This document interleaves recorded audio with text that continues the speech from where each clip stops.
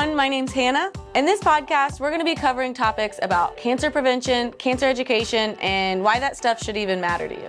In this episode, we're going to be talking about how to navigate emotions during breast cancer and just hard emotions in general, and what we have planned for you guys to get involved during those hard times. Hi, in this video, I'll be talking about your emotional life as it relates to breast cancer and its treatment. How do you handle emotions? What emotions might you experience as you go through this? What are some ways to regulate your emotions while also giving them room? It is absolutely normal during breast cancer to experience a wealth of emotions. The most common ones my patients have taught me are fear, including betrayal or fear of abandonment, anger, and grief.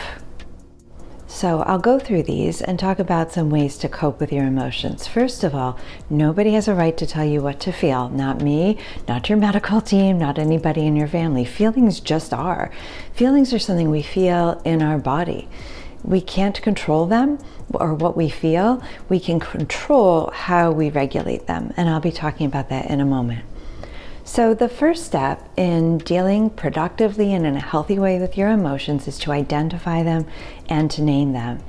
And based on research, what I recommend is that you get as precise as you can with your emotions. So we tend to use really blunt words like angry, sad, scared, disgusted.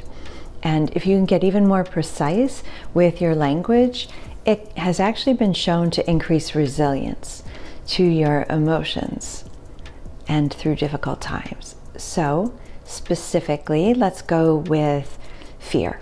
Let's go with scared. That emotion encompasses a whole lot of other ones, and you can even feel numb when you're scared. You can be so frozen, it's like a flight or fright response. You might also fear abandonment. You may feel abandoned, and that actually falls under fear as opposed to sadness or anger. So if you're feeling abandoned by somebody in your family, by your medical team, by society as a whole, try to name that feeling of abandonment, not just the blunt word like fear or disgust or sadness or anger.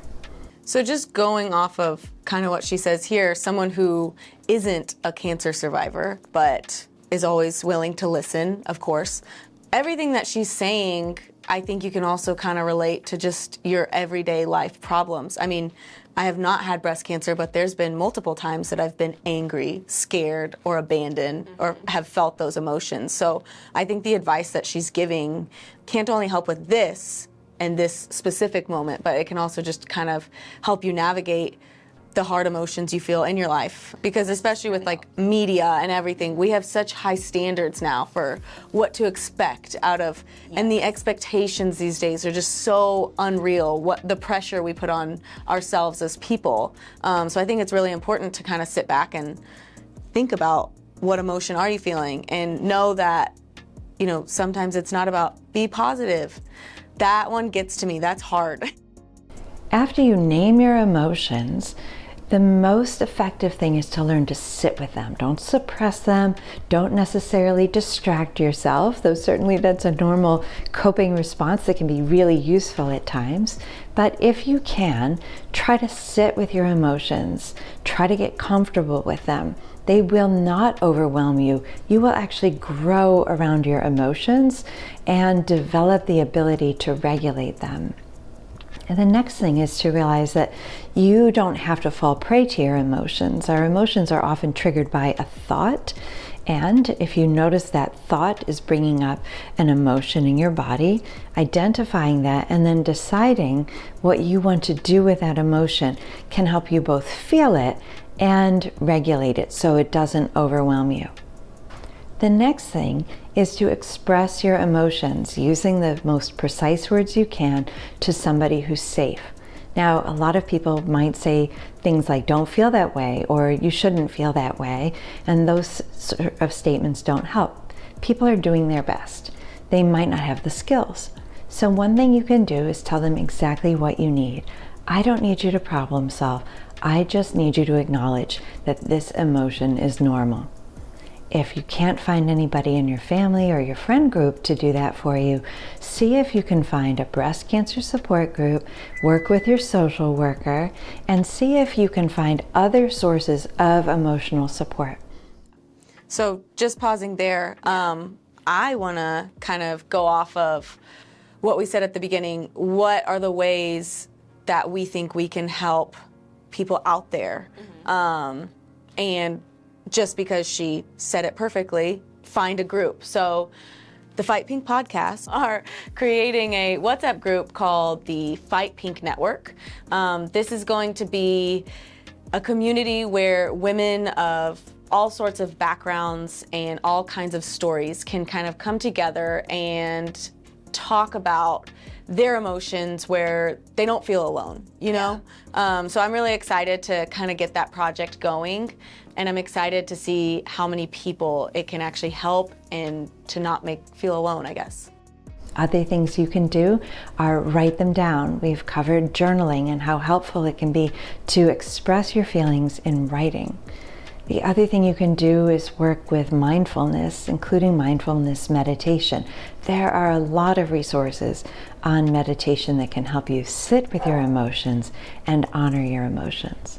I hope this has been helpful. I've covered a lot: the importance of naming your emotions, the ability to regulate and sit with your emotions, and ways you can find support. The most important thing is for you to know that your emotions are normal and a part of a healthy response to what you've been going through. I thought that was really helpful to kind of just have a doctor kind of make you feel valid, but also even at the doctor level and having all of her experience, she was the first one to say, I am not the person to tell you how to be feeling. And I think that was really important from her. But with that being said, we always end our Fight Pink podcast with some facts. And I think today's fact is community matters, and it can make a huge difference of how you feel. And, you know, just feeling connected to a community can really make a difference on an emotional level. And I think everyone should be taking advantage of it if that's something you feel that you need. So if you are interested in joining our Fight Pink Network WhatsApp group, DM us at Eric vs. Cancer, and we can get your name and your phone number, and we can get started on kind of just anything you need or any questions you have, or if you just need an ear for someone to listen to you and feel valid. So that's what we're here for. That wraps up today.